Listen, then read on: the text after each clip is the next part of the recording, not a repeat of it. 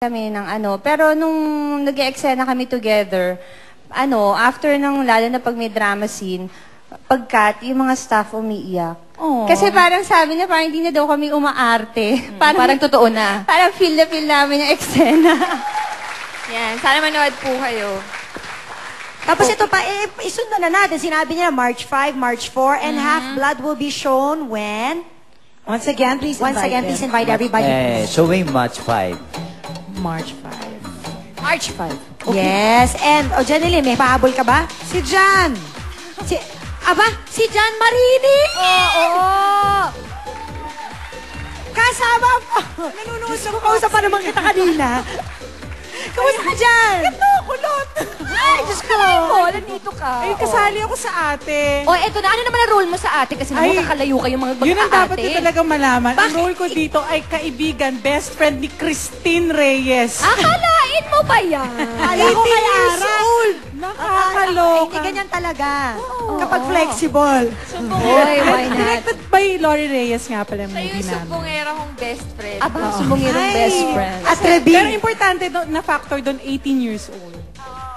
I love it. Hindi nga talaga. 19 years old naman. 19 pala, 19.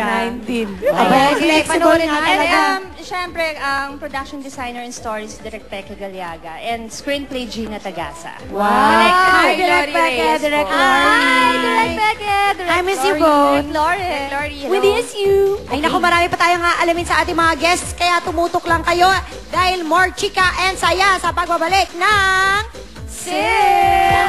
3, here we go! Walk hand in hand, we dream together. We giggle and laugh like kids forever.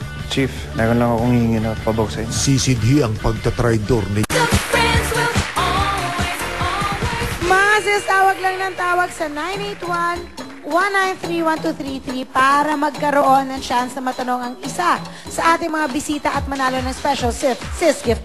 Tawag na! Advance happy birthday to James Manese from Ninang Rocky. At anyway, gusto ko na rin magpasalamat. Gusto na namin magpasalamat kay Mr. and Mrs. Mylene Brosoto of Plate and Yummy Asia Restaurant at sa pagkain pinadala nyo from Tito Sam Diaz. Thank you. Happy birthday kay na Samantha Luis Lopez from Uncle Sock and Christina Maria Mendoza.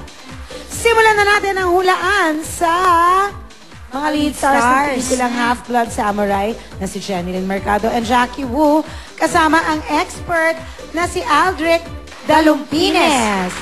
Hello, Aldric. Let's start already. Unahin na natin. Love. Kay Jeneline muna. Unahin natin si Jeneline. I understand Jeneline is born in the year of the rabbit.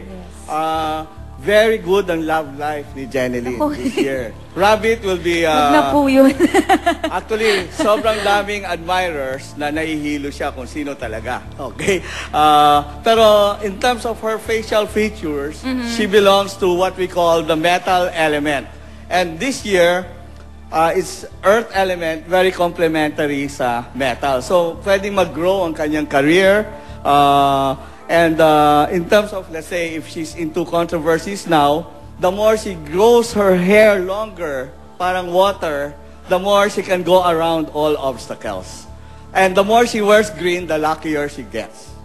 Green. Dapat mag-green ako araw-araw. Oo, mag-green ka. Paano naman yung sa baby niya? Baby, ito lang advice. Pagka you're on the way, do not attempt to do any feng shui changes in your house. Or move. Bawal maglipat ng bahay or ano. Maglipat ng bahay? Yeah, kasi Stay put ka lang. mababago yung energy field mo. Okay. Pwede maka-affect sa health ng baby. So stay Yun ang put lang siya. pamahiin sa feng shui. Okay. No. So, ang best lang is stay put where you're staying now and just the more greens, the better. Abay, mag-green ng mag-green. Ay, green ka Mga everyday. cortina, mga punda ng unan. Yeah. Oo.